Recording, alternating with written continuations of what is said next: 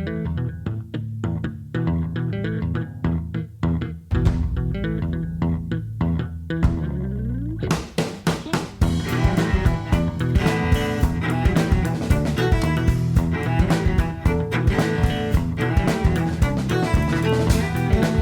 and welcome to another episode of the Family Gamers Podcast. This is episode 426. Hey, hello everybody. Welcome to another episode of the show.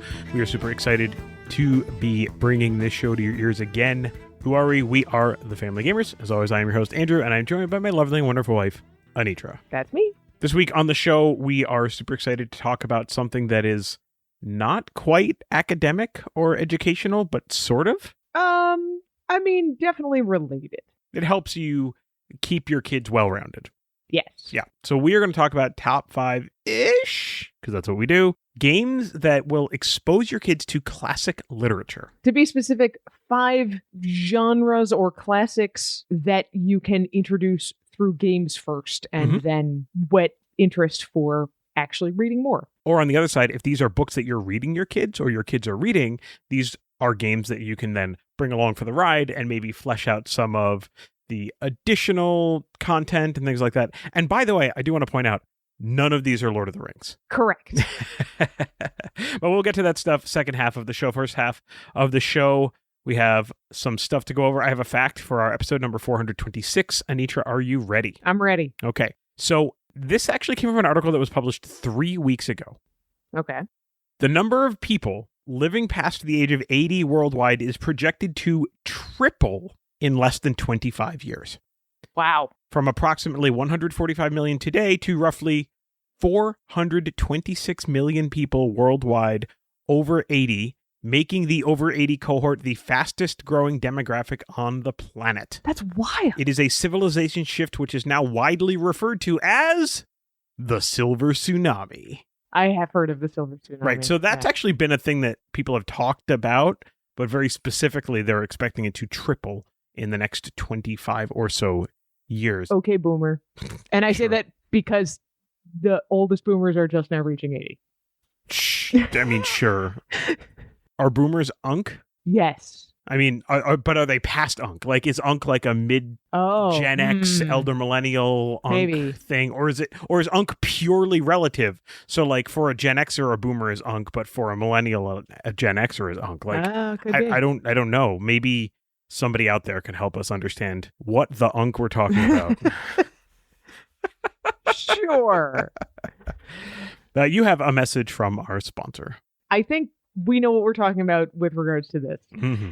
As a reminder, First Move is letting us know how they would work with a young couple earning a combined $100,000 a year with a net worth of around $25,000 and the goal of buying a home. When you are preparing to buy your first home, there's a lot to learn and what usually feels like very little time to do it. The main thing you want to have a good handle on is what you can afford for a monthly payment.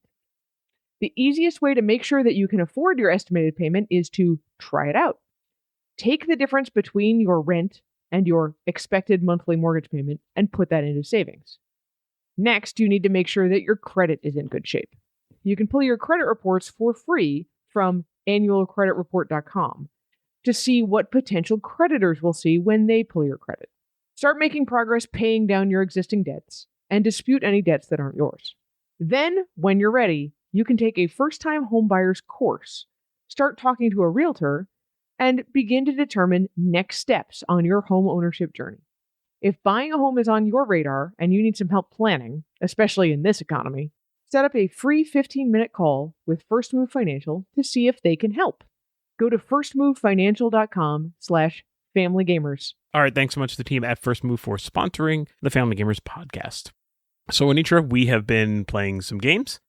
We've been kind of ramping up. I feel like it's been a ramping up period. We are definitely back in the ramping up period. Mm-hmm. We need to spend enough time at home, preferably with at least one child who enjoys playing games, to really get back in our stride. I think. Yeah, I feel like the groove is coming. I mean, we talked about this a couple of weeks ago, in all fairness, right? Yeah. So there's another day camp coming next week for our big board gamer kid. And then after that, I think we're going to be hopefully playing games a lot. That's the hope. A lot. So much free time so in many the summer. Free games. All right. But for the past 2 weeks, we have played a few different games. We have. We have played some games. We're talking about what we've been playing. We're going to do our June monthly report. What do you got? Well, something that we've been playing in the past week is Obelisk. Yes. Pulled this out again for a date breakfast.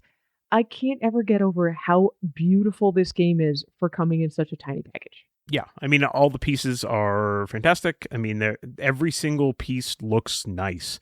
So the dice are they're D4s, but they're shaped like obelisks. They're obelisk shaped. Right, which is nice. The little, what do they call those tokens? Like the portal tokens or whatever they are, portal blocking tokens. Yeah. I don't know. They look like candy. And then the obelisk cards that you move your dice around on are these super shiny. I mean, it's just pretty. Yeah, the whole thing is just pretty. Mm-hmm. It's a really solid abstract game that you can play with or without the randomness of rolling dice. Right. So what I would say here, by the way, is that publishers take note of the way the Phase Shift games put this box together, because it is not so crowded that it's very difficult to get things back in the box, but it is not oversized for what is in the box. So they did a great job having the right amount of white space in the box. Yeah, and the idea that you can set up something that feels like a game board just using a couple of cards makes it much more compact to store and bring. Totally agree. So that is Obelisk. Next on the list, we played a little bit more Spirit of the Wild Awakening. We did. I'm really liking this game. I mean, I'm really happy we got it, right? So Spirit of the Wild was out. It was published by, I think, Mattel. Some big name, yeah. I'm pretty sure it was Mattel. They have managed to come out with a couple of surprises. They did Voltage. Remember Voltage? Which is a great two-player game, and I believe this one as well. Spirits of the Wild sold out very quickly, and then you couldn't get it. And then Awakening is kind of this second version of it, which was on sale at like Target for $6 or something crazy like that. Yeah. So this is an easy purchase, and if you can find it, I would say $20, it's still worth it. There is a lot more game in this box than I expected. Mm-hmm. It's one of those where you learn the basic mechanics of how to do stuff in the game, but then the cards and boards get switched up every time. So it doesn't feel like it's exactly the same kind of game every time, even though the overall mechanics are the same. I totally agree with all of that. So we played it some more. We had fun. It's good. We will keep playing it because, again, it doesn't feel like the same game every time. So it's a great date game for us, which means if we play it once a week for the next 52 weeks, it'll feel like 52 different games. Yes. Mm-hmm. Our son taught this to a friend when they had a little bit of extra time after failing really quickly at Slay the Spire, the board game. So they learned Spirits of the Wild Awakening, and they had a great time with it. And then they still had some more time left over, and our son looked over at me and said, "Mom, would you play Fire Tower with us?" So I did. The first 2/3 of the game, I was winning handily, and our son was complaining, be like, "Come on." I'm like, "I'm not going easy on your friend. I'm splitting up my effort between you two. It's just neither one of you can get your act together to go after me." I did eventually lose the game when they did figure out how to team up. Okay. Were they doing it as the Spirit, not the Spirits of the Wild, that's the other game? No. I was the first player out, so I became the Spirit of the Forest. Oh, okay. Yeah. That game really is like no other. It's a competitive tower defense game, but it's not really direct attacking most of the time. Like a tower defense game with a naturalized element to it. When I'm in the mood for it, it's really cool. I definitely would not want to play it all the time, but it's a really cool game, and I really like it still. Cool. I love it. I also love that we have all the extra accoutrement for that game, so it's very thematic on the table. Yeah, the friend was a little bit like, "Man, did all this stuff come with?" And our son was like, no. Let me show you my name in the shout-outs in the rule book. For sure. Yeah. All right. The next game I want to talk about is a new game for the podcast. This is a game that I had played before. I played it at PAX Unplugged with the designer. This is the game Palette from Copper Frog Games. It was a cool game to learn. Yeah, so Palette is a color mixing game. It's very simple in that regard. It supports 2 to maybe 2 to 4. 6. Is it 4? It might be 4 players. We've only played it at 2 and 3. We definitely want to play it more at 3 and more at 4. The premise of Palette is that you're collecting cards to the primary colors, and then you're returning those cards in to make the secondary colors. So you're picking up red and blue and yellow, and you're trying to make orange and green and purple, and there's a couple of cards that are brown. The air quote strategic part of this game is that all of these cards are coming out in a line, so you can either take cards or you can mash cards or scrape cards. Is it scrape? I don't remember what the word is. Well, basically, you can either take primary colors or you are discard scoring, which is discarding primary colors to take secondaries. Right. The air quote strategic part of this is that you can, if you're taking primary colors and there's multiple of the same color in a row, you can take all of them as one action. If you are making secondary colors, you can make as many as you have the cards to make if they are adjacent to each other. Yes. So it's not like you have to make 2 purples. You can make a purple and a green as long as you discard the appropriate 4 cards. And the secondary color cards are worth more individually when you pick up multiple cards in a turn. Right. So that's kind of a cool thing about the way this game scores. So all of the secondary color cards have a scoring number on all 4 of the edges. How much that card scores for if it's in a set of 1, if it's in a set of 2, if it's in a set of 3, or if it's in a set of 4. I think all the secondary colors score the same amount except for brown, which scores more because brown requires all 3 primary colors to even make it at all. You can think of them as almost like Fibonacci kind of thing, where it's like each card is worth 1 if there's only 1 of them, but if you do 2 of them, then each card is worth, I don't know what the exact numbers are. Well, it's a square sequence. Whatever it is. I don't know. Sure. Not counting the brown cards, which are worth more no matter what. I don't know what the details are, but the point is you're encouraged to cash in and create more of the secondary colors at any given time. And because of that, there's also a push your luck element. Of course. Because anytime the central row is all secondary colors, the whole row gets scraped off, discarded, and new cards come out. So if you're trying to go for a set of 4, specifically, if you're trying to go for a set of 4 secondaries, you are really risking everything going away and your plans being ruined. Absolutely. You're also pushing your luck in the sense that any of your opponents can start cashing in their cards at the same time. That too. So there's a lot of this kind of feeling your way through how you're exactly going to score. So in that part, it's pretty interesting. I do feel like the game starts a little slow because you start with no hand, and I've said it a couple of times now, and as we play through this for review, we're definitely going to house rule this, that everybody starts with a couple of primary color cards in their hand to see how it feels, because otherwise, your first turn, because you only get 2 actions, your first turn is taking 2 cards. Yeah. That's it. There's nothing, there's no choice. It's just, you're taking 2 cards, and you better hope there's 2 cards out there. I mean, I guess there will always have to be, because there always has to be at least one primary color out at a time. But even then, you can go several turns of, if not many primary colors are coming out, you don't even feel like you're having a choice in it. You're just taking whatever primary colors are out which there. I don't like. So I would rather that everybody started with 1 of each primary color in their hand. Because then if you pull 5 yellows in a row, well, I mean, okay, that's your call. As opposed to you always have a choice to make a secondary color if you start with the combination in your hand. From early in the game. Yes. Yeah. So, I don't know. We'll play with that. But so far, it is a pretty simplistic game, but I don't not like it. Simplistic, but not simple overall. Like, there's a lot of different things that you're kind of weighing, but the choice on any given turn is not necessarily hard. Right. But we've talked about the benefit of games where it limits your choices because that actually helps the game flow as opposed to getting analysis paralysis. So that's not necessarily a bad thing. Yeah, I agree. And I've only got one more on my list, and that is Tag Team. Played some more of this, actually pulling our characters at random with our son. Oh man, pulling characters at random is dangerous because I got a combination that was fine, like not super great together, but didn't actively work against each other. Asher got 2 guys that did not work together at all, and was very frustrating for him that he could have played better, but it still would have been a slog to try to do well in the game. So we continue to play Tag Team to try to be able to speak comprehensively of what is good and what is frustrating about this game when we put together a review. Mm-hmm.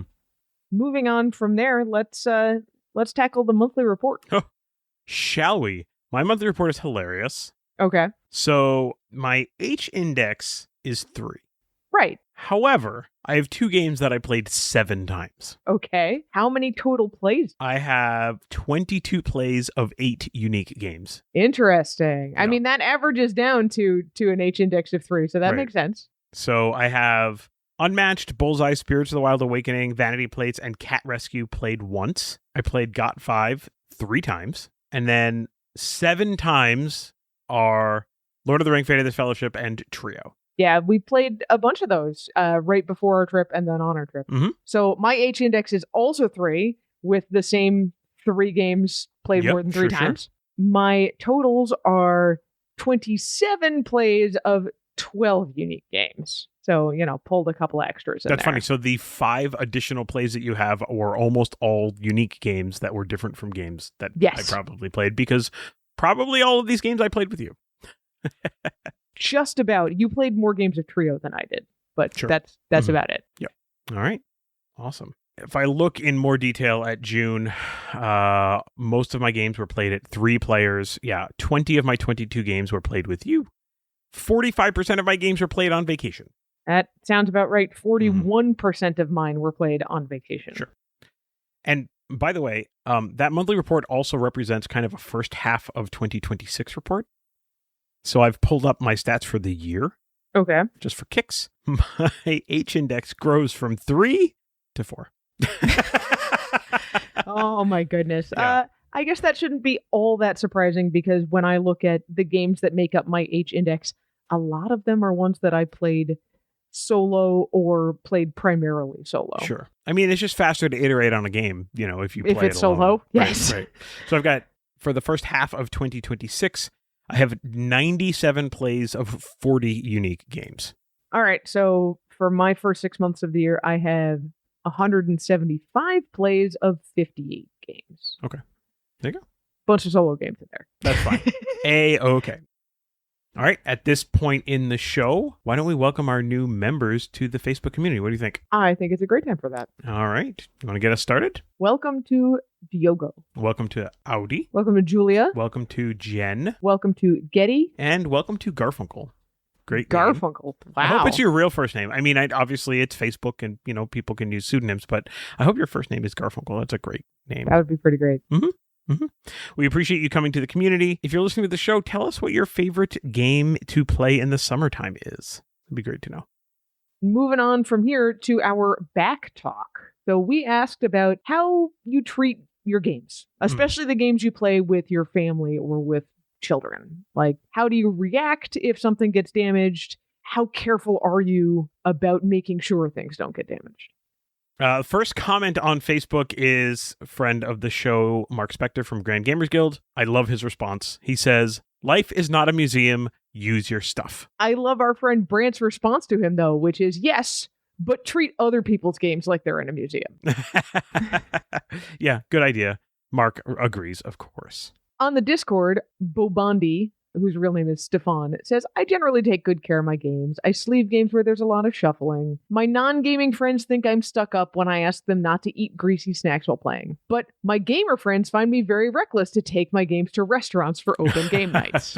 It sounds like Stefan has the right balance there of games are meant to be played, but if it's going to bother you that things get damaged, then be careful about how you treat them. He also said that he teaches kids the rules about how to treat the games, and some games he'll expect them to clean up on their own, and others he says just leave it on the table and I will clean it up when you're done. Yep. As much as I want my kids to be responsible for cleaning up all of the time, there are times when I just want some alone time after playing a game with them. So I say, you know what, I'll clean the game up, and they're like, all right, bye, and they don't argue on that one. Okay, bye. So, yeah. Also on the Discord, Ken says, "Our worst problem is elbows on cards while looking over to see the board or point. I've sleeved a bunch of games, but most of my games are not sleeved. And I always use a table mat unless the game physically won't fit on the mat." Mm-hmm. I will say that it's like nails on a chalkboard even thinking about it when people are like scrabbling to get the corner of a card and their nails are just kind of, you know what I'm talking about? Like I know what you're talking about. Like, I am going to say that... I'd rather somebody slide the card off the table to pick it up. Right. I'm going to say that, Ken, probably part of your problem with elbows on cards is because you put a mat on the table. Because if the table is a hard surface, then an elbow on a card is just going to slide it around and not do anything to bend it. I still don't love I don't love it. I'm not saying I love it. I just... If the issue is bending, the mat's actually adding to that problem. I'm sorry. Yeah. But I still like having the neoprene mat on there anyway. Yeah. All right. On Facebook, Aaron Slaby says, my favorite games I try to keep out of reach of the kids so they don't destroy them, but that doesn't work anymore since my kids are as tall as I am. I mean, I understand that. Hopefully by the time your kids are as tall as you are, they understand how to treat a game well. Yes, but it's usually the putting away of the games that's the problem. I can't help you there, Aaron. Sorry. Back on the Discord, Peter says how he treats the game depends on the game. If it's a cheap game like Flip 7 or something else that can be cheaply and easily replaced, whatever. Do whatever you want. The rest get some care, but he says, we aren't really sleevers, so we just go with the be careful method. Sadly, I got a social deduction game that was limited edition. I had a kid playing the game who was constantly messing with her card, bending, scratching, etc. I don't think she had any idea that some games aren't, quote, just a deck of cheap cards. Mm-hmm. But we take reasonably good care of our games and bits. Put them away carefully, avoid wet surfaces, store up or down or sideways, whichever makes the most sense. He also suggests that when you have small children, you keep them from opening every single game box and put some nice My First games where they're really easy to reach and easy to open and play with. Mm-hmm. Joyful Jedi also on the Discord says, I'm just loss averse, which I totally understand. I don't like replacing anything, honestly. I just want people to respect the games. It's not really any different in my mind than anything you borrow from someone else. Also agree. Sure, stuff happens, but I just try to think and plan ahead. I also try to not go overboard and keep myself in check. I don't always pipe up when I'm not completely happy with the situation. Of course, unfortunately, unplayed games don't get damaged. Ooh.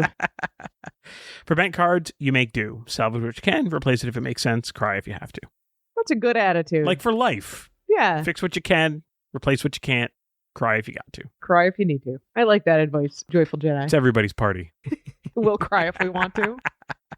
So thanks to all of you for sharing how you feel about games. I can't say I'm all that surprised that a lot of our family gamers community is sitting here saying games are meant to be played. Try to be a good steward, and especially when it's someone else's game. But if things get damaged, they get damaged. Mm-hmm. It happens. All right. Well, we'll share a new Backtalk question at the end of the show. Shock, it is not about classic literature and board games. Haha. So there. What? But why don't we take a quick break, and when we come back, we will talk about classic literature and board games. We'll be right back.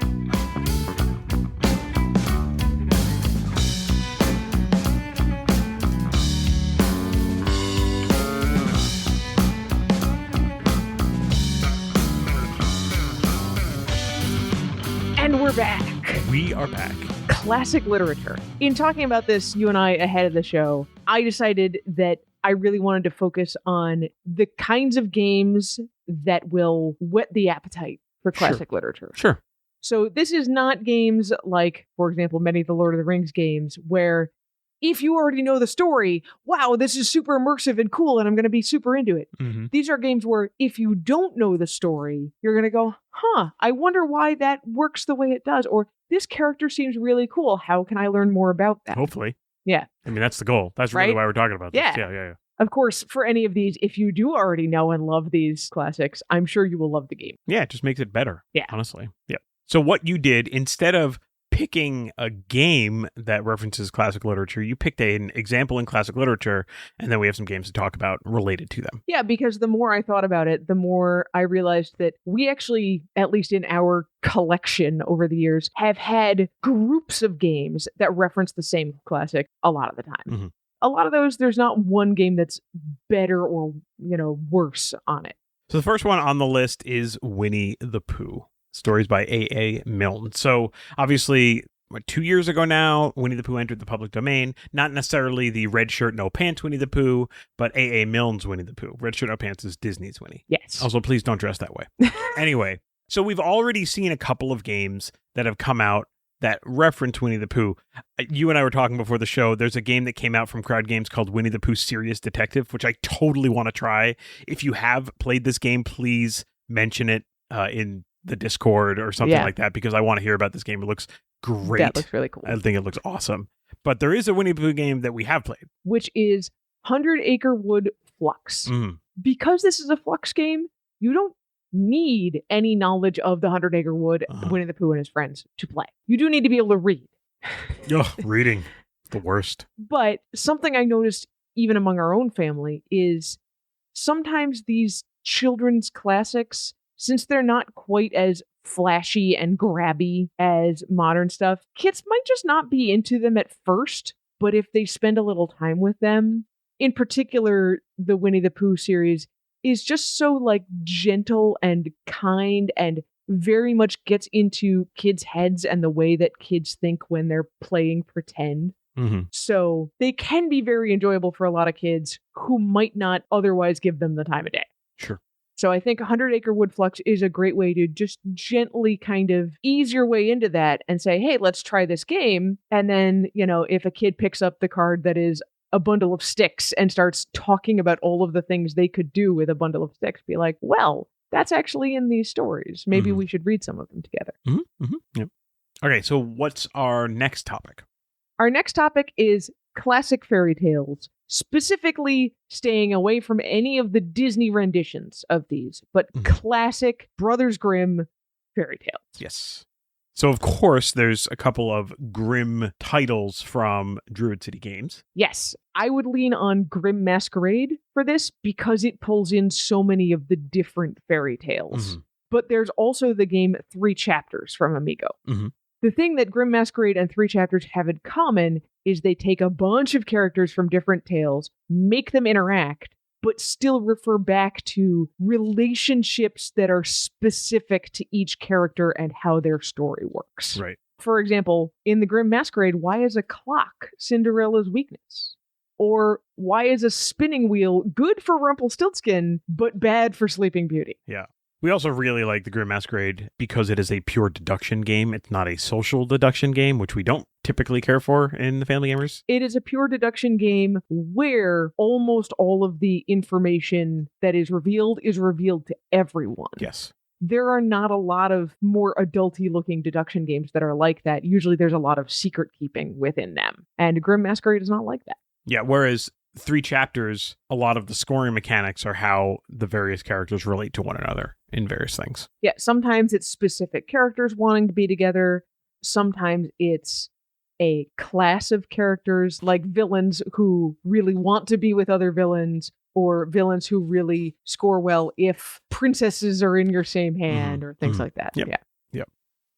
I really like this because it draws from so many different places at once, right? Like if you have a kid that you're playing with and they just don't like the vibe of Winnie the Pooh, or they're just not into like stuffed bears, the concept of stuffed bears, like it's going to be a little bit harder to push that along. But with something like this, I mean, Grimm's fairy tales go all over the place. Yeah. And the thing about Grimm Masquerade in 3 Chapters is your kids probably do know 1 or 2 of these stories, but they might not know them all. And so it's a great way to tie in some things they already know with things that they don't yet, as a kind of a safe way to explore some curiosity. Sure. And even a twist on that would be to say like, oh, this is Rapunzel, but Rapunzel doesn't look like the Rapunzel that I know. What's up with Rapunzel? And then there's a whole conversation. Well, Disney's not the only place where these things come from. In fact, they're really not the place where these things come from at all. Yeah. So let's actually go back and look at where these stories came from originally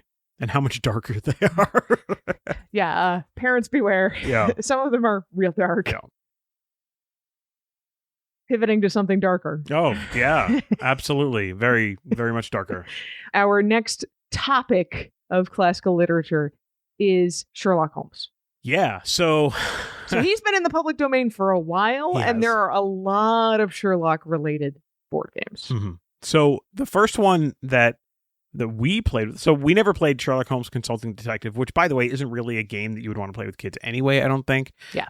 So we're not really going to talk about that, although certainly if you are into that kind of mystery game, Sherlock Holmes Consulting Detective is an incredible immersive game system. The one for us was Unmatched. Unmatched Cobble and Fog is set in sort of British historical literature, Victorian England. Yeah. Jekyll and Hyde is in there. Invisible Man is in there. And Sherlock Holmes is in that set. Yes. In the Unmatched set, Sherlock has a lot of cards that really play on his ability as the world's greatest detective. Mm-hmm. Of any Unmatched set I think I've ever played, it has the most scheme cards that have you do other things outside of the usual, like, move, attack, defend. Look at this player's hand, or make them discard something or guess a number and have this happen. So there's a lot of that in the Sherlock Holmes. It also pulls a bit from the Sherlock Holmes mysteries in how the cards are themed and what the text on them is. Yeah. I mean, there's always been this, I'm going to call it weight to the unmatched games in any treatment of any intellectual property that you've also seen in other places. There's just kind of this gravitas to the way that they treat all their characters, and it fits well with Sherlock. Sure, generally speaking. The game that involves Sherlock that surprised me in its treatment, but I really, really enjoyed it, was the Baker Street Irregulars. So the Baker Street Irregulars is kind of a game. It's totally a game. It is an interactive book. Well, technically it is 4 books. It's so cool. I love it. I love this idea so much. It's not the only set of these that they've done, but they're all amazing. The Baker Street Irregulars is a book game thing from the publisher Van Ryder. It is best played as a 4-player mystery. Each player gets 1 book that follows a different, completely made up child character. The 4 of you together have been set on a mystery by Sherlock that will assist him in his investigations of doing something else. Yeah. Importantly, this is a child-friendly mystery. There are no murders here. Yeah. You really need to work together to figure out clues and work through puzzles. The one caution I would have against this, and we found this when we reviewed it, is the set says that you should be able to play through the whole thing with even just 1 player and 1 book. But some of those puzzles get really, really hard if you do not have enough of the supporting information from other books. And each book is written from a different character's point of view and perspective. They're comic books. Graphic novels. And so it really, really is, I don't want to say easier or less challenging. Easier is fine. It feels less impossible if you can actually look at things from multiple angles because you have all of the different books in front of you. Sure. There's one more Sherlock game that I would recommend for families with kids that does not get so dark, but can pull in a lot of context from the Sherlock mysteries. And that's Sherlock 13. In Sherlock 13, 2 to 4 players are trying to deduce the identity of a criminal, which is just a face-down card on the table. It feels kind of a lot like Clue in that you're revealing little bits of information and marking down stuff in a grid on your personal player sheet. But part of that is it's introducing a whole lot of the characters that recur in the Sherlock Holmes mysteries. Yes. And using symbology for them that makes sense in context, but if you don't know the context, could spark your curiosity. Yeah, I mean, or even just who is Moriarty and who is, this character or that character? Why does this person have a pipe or something like that, right? Those are the kinds of questions that you're talking about. Right, exactly. Why does this person have a helmet? Oh, well, as mom or dad, I say, it's because they're a police officer. But there are multiple people with helmets. Are they all police officers? Well, kind of. Sort of. Right. So that's really what this thrust of this whole show is about, is this presentation of some classic literature that is not beating someone over the head with it in an academic way, and hopefully helping them be a little bit more curious, because that curiosity that drives imagination and drives investigation is way more effective than you need to go read this book. I mean, I know you've been there. I've been there when I've read a book on my own versus having to read a book for a class, and literally the same book. The feeling is totally different. For me, it's usually I've had to read a book for class, and then years later, I'd be like, you know what? I'd like to read this again. Oh, I actually enjoy this. Yeah, I remember being told as a kid that you should really read Anne of Green Gables. When I was a kid, I read it. It wasn't even for a class. It was just you're a kid and you're a girl. You should read this. And I kind of hated it. Yeah. Coming back to it as an adult, I've actually really enjoyed the series, and I've reread through a bunch of it. But yeah, being told, this is totally what you should be doing because it's good for you. Yeah. Is not helpful. That actually dovetails extremely well into our next topic. Yes, it does. Which is something that most kids will be forced to read at some point in their lives. Probably in high school. And that is Shakespeare. And it's a shame because Shakespeare is awesome. Okay, so I'm going to come at this as the lesser read of the two of us. And I'm going to say that Shakespeare's awesome. But it totally depends on how you approach it. Yes. Totally. If you are reading a play for class, it sucks. Yes. Because you can't put it down. You just have to power through it. But like, if you read A Midsummer Night's Dream and you actually like take the time to appreciate the absolute sheer ridiculousness of Pyramus and Thisbe in the middle of that play, it's hilarious and stupid. And it's so funny. But if you're just powering through because you got to get to the test, it kind of sucks. Or if you're reading it out loud in class and the teacher's telling you to like put feeling into it, but some teenagers just aren't capable of... Yeah, the feeling I want to put into this is slamming the book on the table. Like, I don't want to do this. Right? And that's why, who was it? Was it Claire Danes and Leonardo DiCaprio that did Romeo and Juliet? Romeo plus Juliet. I'm not necessarily saying that that was a great movie, but what I am saying is like contemporary actors that performing some of this stuff in a way that has been modified for our air quote modern preferences is a great way to interact with classic literature like Shakespeare, because you don't get stuck with the these, thys, and thous, right? You actually can, like David Tennant in Macbeth. Amazing. Unbelievable, right? It's stuff like that. So that's why I think Shakespeare in this context is so powerful, because you really are taking little snippets and chewing on those little tiny snippets and not trying to power your way through a narrative. And it just makes it like way more interesting. Do you know what I mean? I do know what you mean. And a big part of this is because Shakespeare's language is fairly archaic and can be dense in places. You are best off when going into trying to read a Shakespeare play if you already know what happens. Yeah. You want to already know the story, and then you can understand what the language is trying to tell you in the story. And so, as an introduction to that, I really like, yes, we're coming back to this series again, Unmatched. Yeah. There's a whole box, Unmatched Slings and Arrows, which is just Shakespeare. Okay. And I have to say, we love the Unmatched series. We're pretty unapologetic about that. But boy, howdy, was I skeptical when I approached this. How could I not be? So in Slings and Arrows, you have your pick of 3 characters that the bard wrote. You have Hamlet, you have the weird or wayward sisters from Macbeth, and you have Titania and Oberon as depicted in A Midsummer Night's Dream. Your 4th choice is William Shakespeare himself. Yes. His cards have references to a whole bunch of his other plays. I mean, this thing in like 10 word snippets. I mean, this box was a work of art. Like, it really was.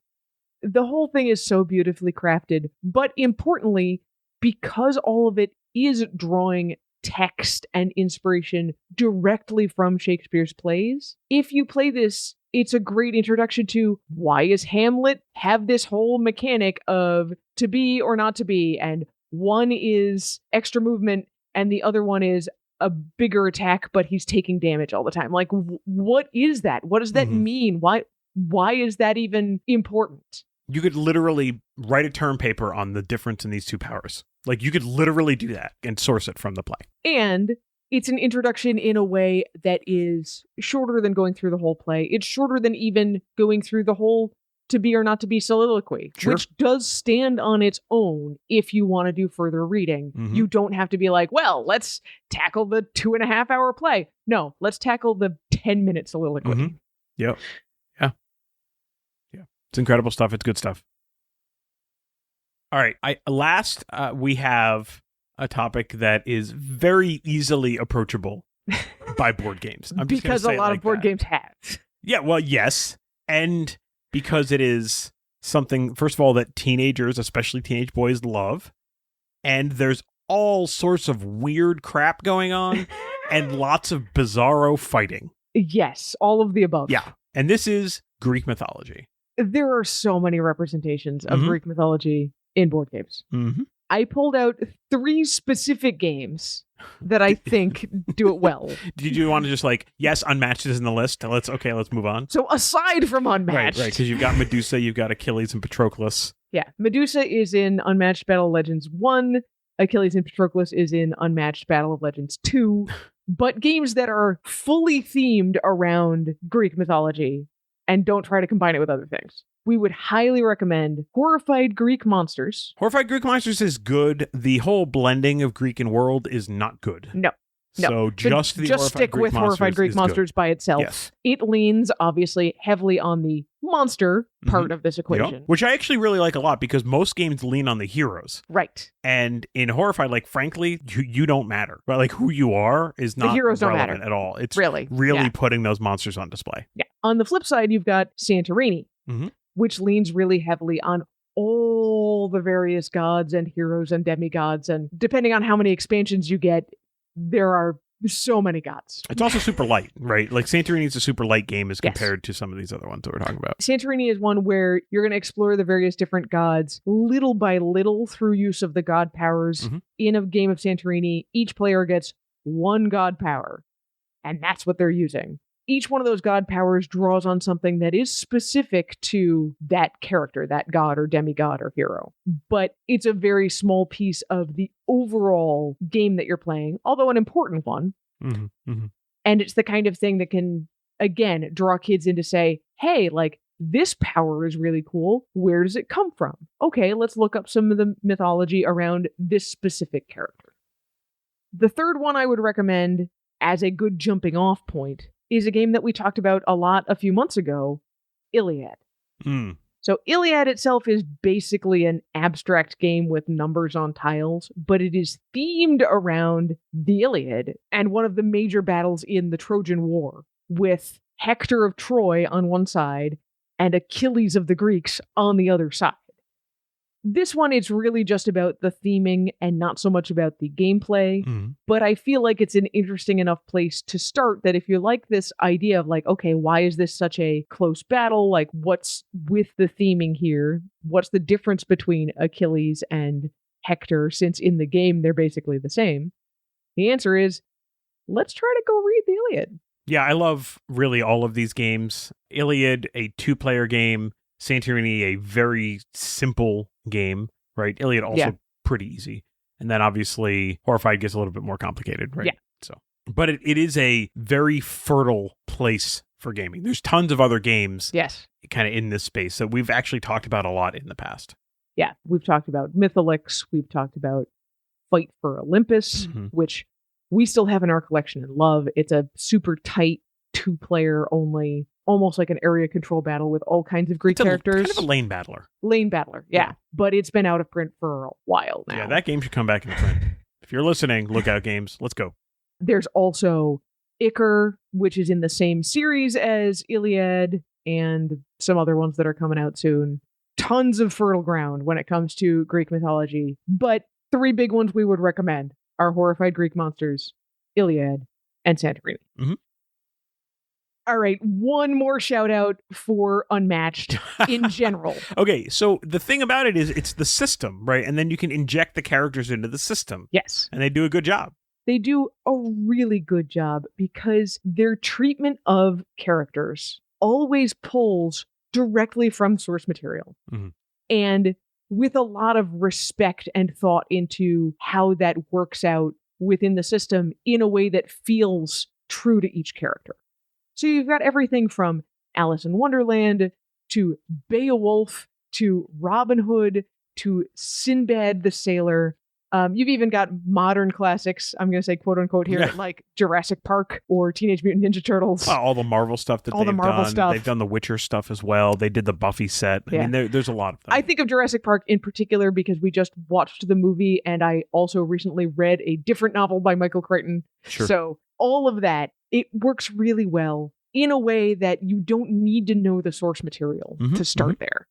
But it starts to teach you about the source material as you go. So my question for you, Anitra, is do you consider Jurassic Park to be a modern classic? It is, after all, 33 years old. That sounds about right. The movie, not the book, the movie. Oh, yeah, the book is closer to 40, I think. In all seriousness, when we were, just to speak about how it's so close to the source material, when we were watching the movie, our kids were like, that's where that card comes from because it depicts the scene so perfectly. Yes. Yes. So, yeah, they do a really good job with that. So I think it is a fair shout out, even if it feels like we shout them out an awful lot. I feel like we're still only scratching the surface with all of this, but we were trying to pull it down to a reasonable list. There are so many other games out there that are based on classic literature, and not just the Greek mythology and the Shakespeare and, and the Sherlock of it all, but there are games based on fairy tales like The Princess and the Goblin. There are a ton of games based on Alice in Wonderland. We really liked Paint the Roses. Druid City's doing a bunch of stuff that's based on Alice in Wonderland these days. We played a few years ago a game called Bottle Imp, which was a super weird trick taker game based on a story called The Bottle Imp, which is a really interesting story. But a lot of these games only really kind of make sense to you as a player if you already know the source material. I think in particular, Bottle Imp was not that enjoyable because we didn't know the story yet. Paint the Roses wouldn't make any sense to you if you hadn't read Alice in Wonderland. Even Grim Forest pulls a lot of that English fairy tale stuff in, but it's just kind of like, if you didn't know the story of the Three Little Pigs already, you'd be like, why am I building houses? Why is the goal of the game to build houses out of all these random materials? I mean, maybe. I don't know. It's fine. It's a fine game. It is a fine game. Yeah. I like it as a game. So don't come at me with, you didn't mention this awesome Shakespeare game. Well, I tell you what. Let's do this. Let's switch into our back talk. All right. Which I promised was not necessarily about classic literature games, but it could be. But it can be. If you feel like adding Anitra, this is your opportunity to do so. Here is your back talk question.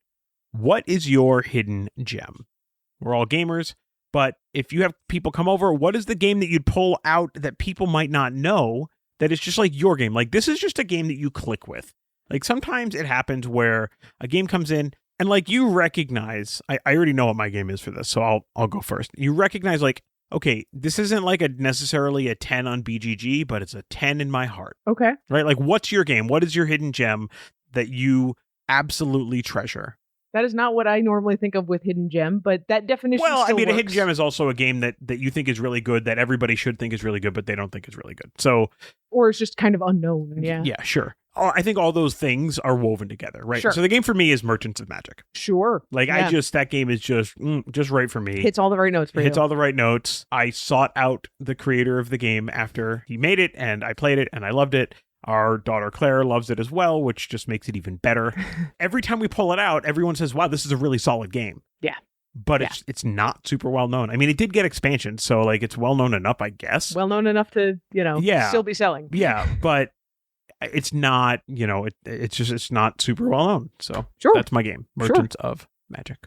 Well, based on the kinds of things we were just talking about, I think my hidden gem, not my absolute favorite game, but one that I love to pull out and be like, look at how awesome this game is. One of them would be Royal Visit, which we were turned on to in the same way by people saying like, oh man, I know you've never heard of this game, but it's so good. It is a good game. Yeah. Yeah. I'm so glad you didn't say Monopoly Deal, by the way. No, definitely not. So anyway, that is the Backtalk question this week. What is your hidden gem? What's that game that you want to pull out and you want to show to everybody and be like, you probably haven't heard of this, but this game rules? I will mention one other one that I was just thinking about, which is hopefully about to become not a hidden gem anymore, which is Bring Your Own Book. Okay, sure. It has been in that category for our family for several years to be like, oh, let me show this thing. Grab a book off the bookshelf. We're going to play this party game that feels like apples to apples, but with books. And it's awesome. It's been out of print for a while, but it is coming back into print with a Kickstarter. And I am super excited to see more people be able to enjoy this game the way our family enjoys it. Yep. All right. Well, Anitra, where would people go if they want to respond to the Backtalk question? The best places to respond to the Backtalk are on the Discord. Easiest way to get there is thefamilygamers.com/Discord. Or in our Facebook community. Search up The Family Gamers on Facebook or go to thefamilygamers.com/community. 2 M's, 1 N. All right. Of course, you can find us all over the internet at our handle at FamilyGamersAA for Andrew and Anitra. You can find us on Facebook, on X, on Instagram, TikTok, Blue Sky, Threads, and YouTube at FamilyGamersAA. Of course, you can also join us on Discord, thefamilygamers.com/Discord, like you said, or you can just email us if you want to just reach out and talk about whatever. Yep. You can find me, Andrew, at thefamilygamers.com. Anitra at thefamilygamers.com. Please don't forget to subscribe to the show, tell your friends about the show, and would you please leave us a review at Apple Podcast or whatever your podcast subscription source is. You can also find us on Amazon Music, TuneIn, Spotify, and YouTube Music. If you would like to support the Family Gamers, there are 3 easy ways for you to do that. Mm-hmm. First of all, you could pick up some sweet, sweet merch. Go to store.thefamilygamers.com. We got t-shirts and hoodies and tote bags and mugs. Oh, and my. Mug. And a mug. Oh, my. You can also support us on Patreon, if that's more your speed. We have a couple of different support tiers that go from free up to $5, $10, or even $20 a month. That's right. $20 a month tier, you do get some merch. You do get merch along with that. And by the way, somebody asked for stickers. We added stickers to the store. There are now stickers in the store. The third way, which costs you $0 extra, is to start your Amazon shopping at thefamilygamers.com. There is a big Amazon link on the right-hand side of every single page. And if you start your shopping there, we get a little tiny kickback from Amazon from that shopping session. 1 delicious %. More or less, yeah. Take it out of Jeff's pocket and give it to us. Please. Yes. Yeah. It does help us do all sorts of things like go to PAX Unplugged. We bring the whole team to PAX Unplugged. We buy them food. Then we bring you sweet, sweet games. It allows us to do giveaways. We're going to be doing some giveaways. We've got some stuff in the hopper. So I'll be excited to be giving some games away, some other stuff like that. So the more that we're able to do, the better off it is for everyone, I think. Music for the Family Gamers podcast is provided with permission by You Bred Raptors. Another thing that came from Jurassic Park. It's true. The Family Gamers is sponsored by First Move Financial. Go to firstmovefinancial.com/familygamers to learn how the team at First Move Financial can help you pile up the victory points. That's going to be it for us this week. I think with my extra time this week, I might pick up some Shakespeare and read it just for fun. You could. I was thinking that tonight we would watch another classic movie, maybe that's got a game based on it or something. We could do that too. All right. Maybe we'll do both. The world's our oyster. All right. We'll report back next time. So until then, everybody, play games with your kids.